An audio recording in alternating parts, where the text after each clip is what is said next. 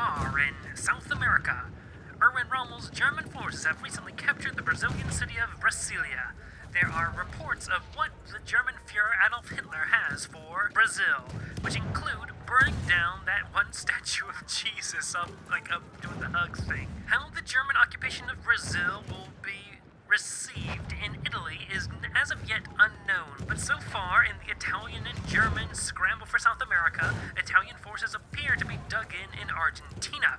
Whether or not the different ambitions between Germany and Italy will result in a cross-continental war between the two European states, only time will tell.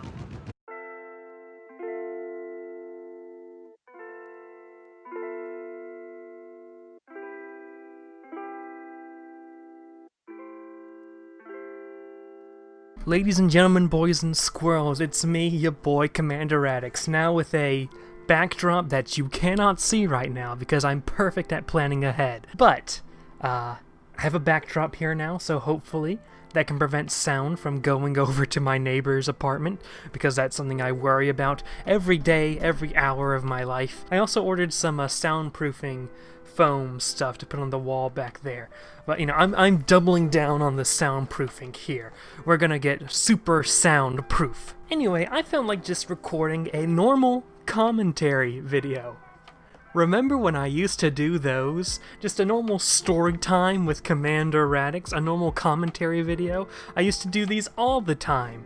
Haven't done a lot of those recently, which is a shame. A sham, you might even say. It's weird because I feel like I'm louder because I have the backdrop here, so sound's bouncing off of it.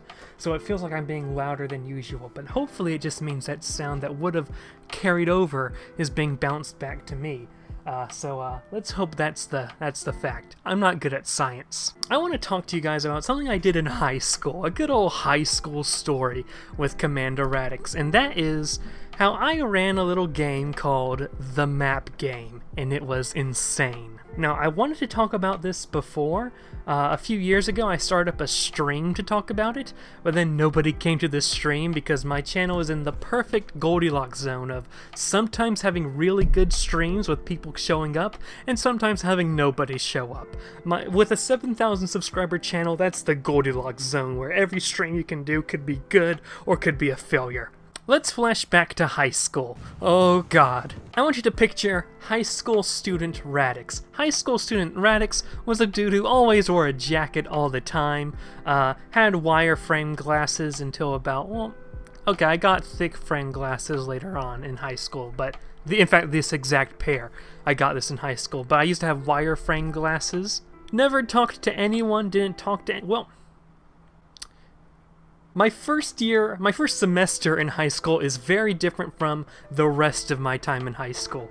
But first semester, didn't talk to anyone, was just a super nerd. Second semester, and going into second year, I joined what is called the Air Force Junior Reserve Officer Training Corps, the AFJROTC program. And that kind of thrust me into a world where I had to be a bit more social, a more, you know, the harsh world of JROTC. It was also was it this year or the next year that I became president of the anime club? We'll talk about me being president of my high school's anime club another day, trust me. But between ROTC and eventually becoming the president of my anime club, all of a sudden the amount of people I talked to, bam, expanded. It was probably the most people I was talking to. I'm hesitant to say friends, because we weren't that close, but like friendly acquaintances, people who knew me, people who liked me. That was probably the height of the amount of people who liked me. But anyway, I was really into history and stuff like that. And my brain's a little weird. Basically, I'm trying to give you the ingredients that leads up to the creation of this thing I called the map game. At the time, my school had Chromebooks. Everyone had Chromebooks. Everyone was up onto Google Docs and stuff like that. And I was looking at Google Docs and I'm like, is there a way we can use Google Docs to play a sort of game? By the way, this is before I really had any interaction with any like tabletop RPGs or anything like that, before I even heard of Dungeons and Dragons. This is also before I really hadn't had any contact with Paradox games like Europa Universalis 3. I spent some time and generated this thing called the map game. It was called the map game because it was a map game. I'm very creative at titles. And it was a multiplayer game where I would have everyone who wanted to play the game select a country. The starting date was 1937. I wanted to do a World War II multiplayer. What if the people in my high school ran countries during World War II type scenario? So because I knew a lot of people wanted to join in on this game. A handful, maybe about 5 or 6 people, not including myself, came in at the very beginning. But as time went on, it became a lot...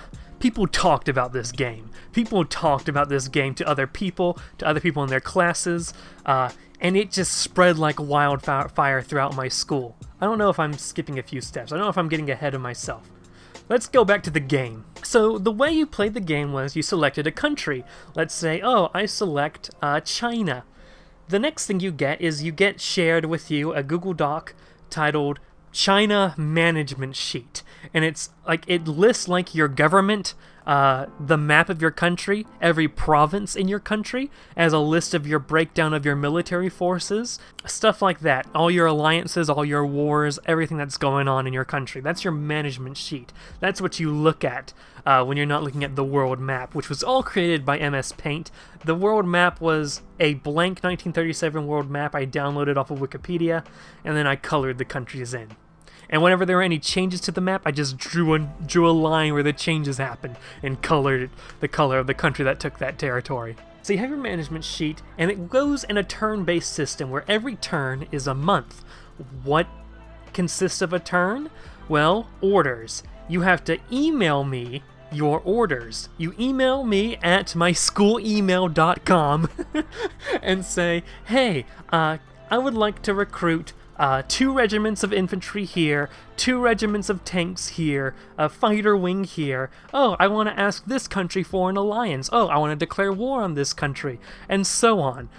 You would send that to me. I would go into the management sheet, and in preparation for the next turn, alter your management sheet to meet what your orders were. There were also options like research that you invested money in. So you each province you got taxes from, and that's how you rose up your treasury, and you spent the money you got from taxes on stuff like regiments and maintaining regiments and research and stuff like that. It was a very bare bones, simple map game, like Europa Universalis 0.0. Or I guess Hearts of Iron 0.0, seeing as it was World War II. And then the next turn would happen, and then if there's anything you need to react to, so there was a thing called the World Monthly Gazette, which was like an in-universe newspaper that summarized all the public stuff that happened in the news that month. For example, let's say you're playing as China, but let's say Japan declares war on Thailand. Then when the next turn starts, you can read the newspaper and see, oh, Japan has declared war on Thailand. That's interesting. It was also really supposed to be an alternate history game. The main focus was alternate history and role-playing.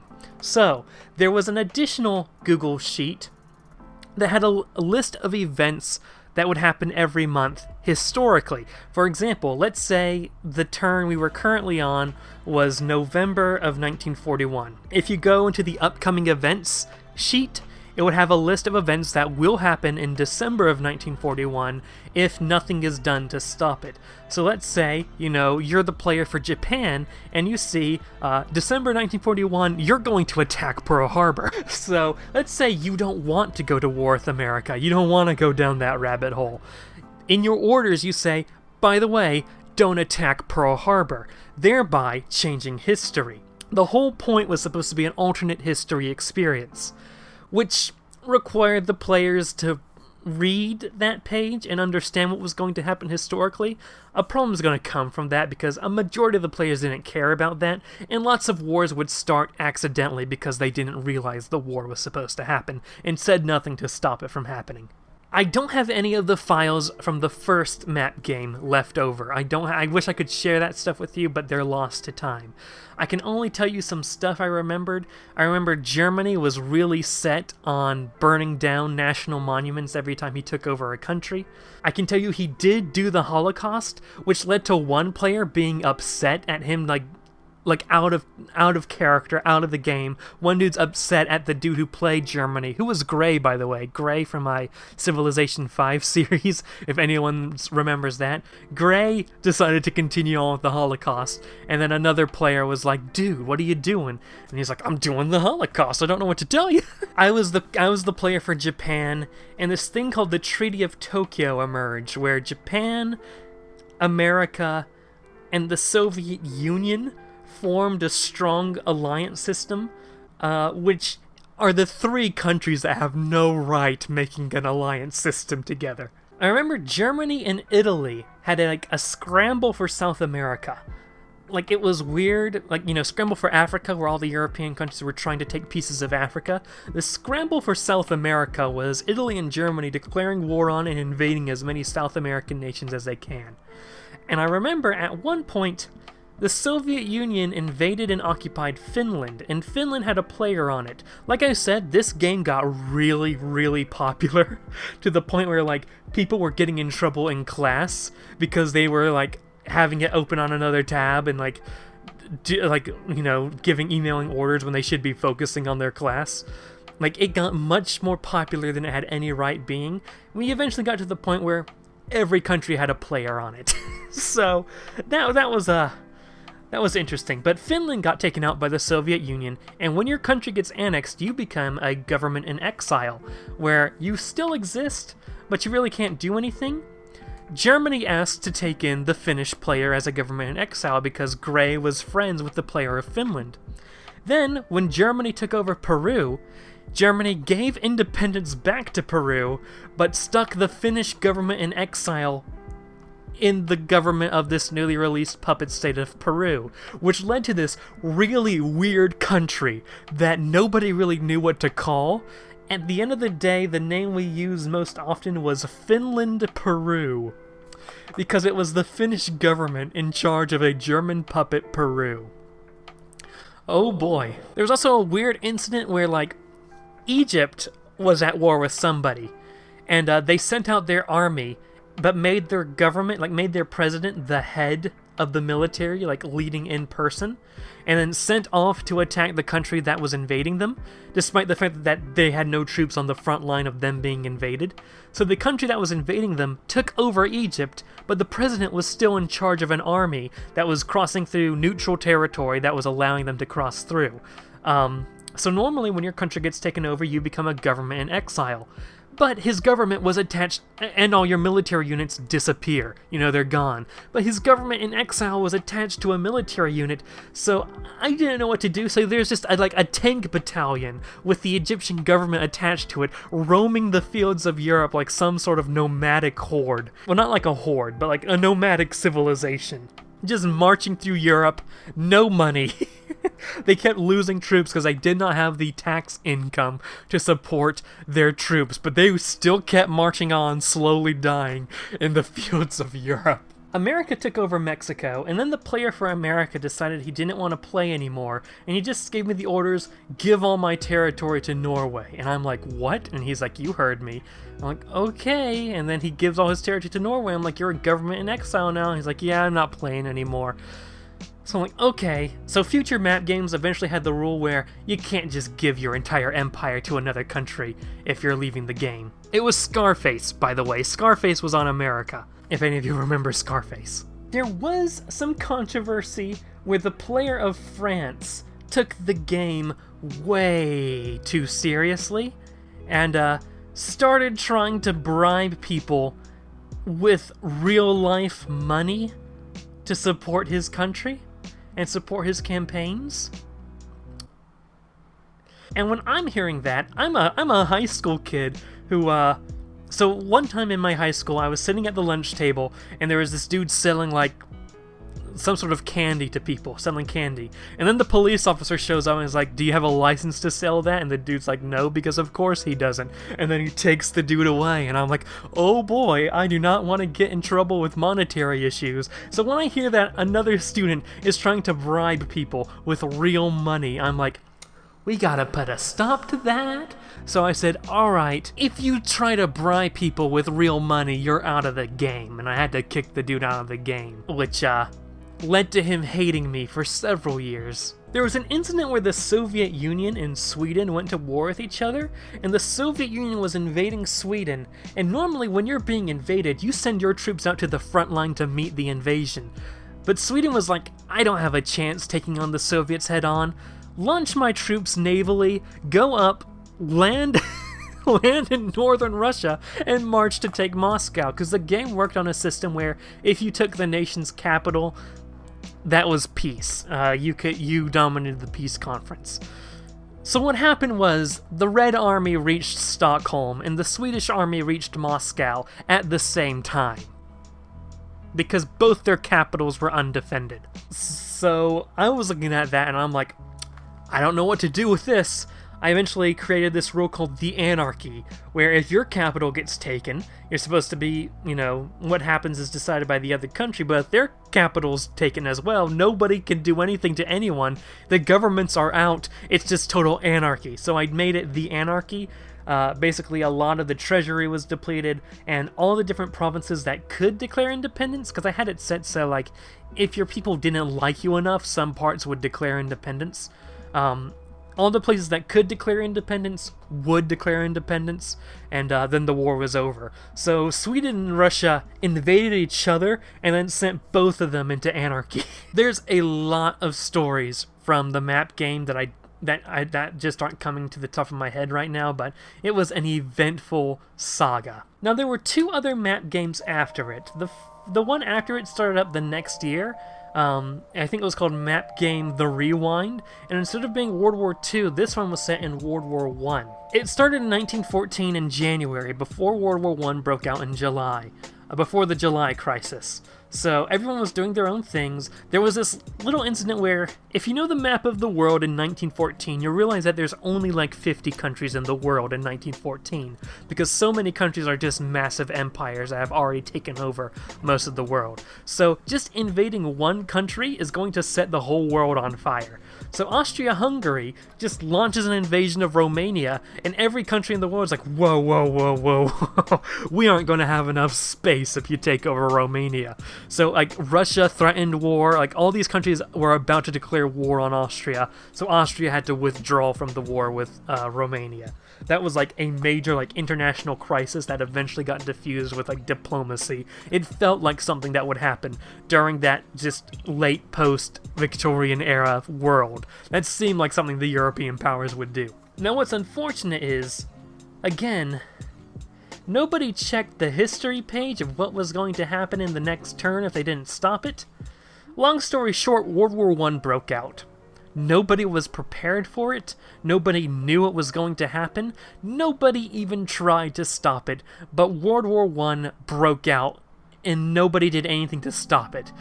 So I emailed the players like, okay, World War I started, and then everyone's like, I didn't say declare war, and I'm like, there is a page saying, hey guys, if you don't do anything, World War I is going to start. You don't need to say anything. It will happen unless you say something.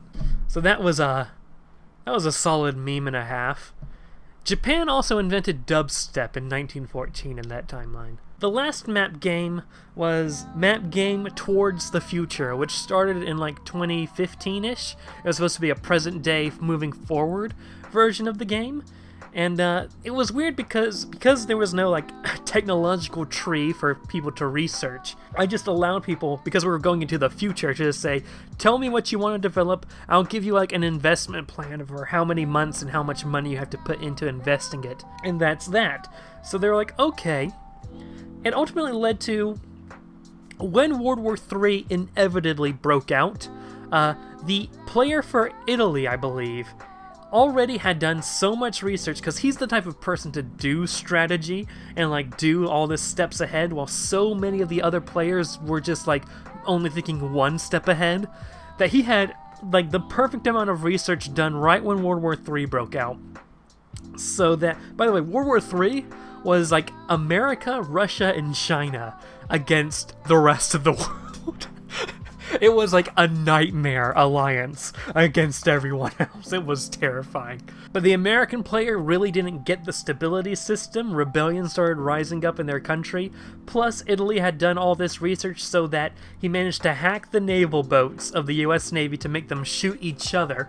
Russia had designed this super huge wall system around Moscow to protect it, but the Italy player had just invented matter-eating nanobots and just dropped it from space right up to Moscow. And the Russia-China-America alliance got really pissy over it, and they just like started trying to ruin the game for everyone. But it's like, you know, gotta learn how to play the game, my dudes. I don't know, that's the story of the map game, or map games, the absolute chaosness that happened when I was in high school. And yeah, it was insane. I'd like to run another one day, but like I don't know enough people to play it. I don't think I know anyone who would be willing to participate in another map game. Especially when we live in a world where Dungeons and Dragons or Europa Universalis and Hearts of Iron are common knowledge. You know, just do that instead of my little weird Google Docs game. But I don't know, it was fun. a lot happened. But that's all I have to say about that, really. Thank you guys so much for watching. Consider subscribing to this channel if you have not yet. I want to do more commentary videos because I have fun making commentary videos. Oh, follow me on Instagram. I don't know if you can see it because of the glare, but this is my Instagram. Follow me on my new Twitter at PrimusPrime222 because we are constantly at war with being suspended, all because of a Harambe bot. Join the Discord server in the description if you want to chill with me and share with me your memes. And yeah, that's about all I have for you. Thank you so much for watching and have a great day, ladies and gentlemen. Control.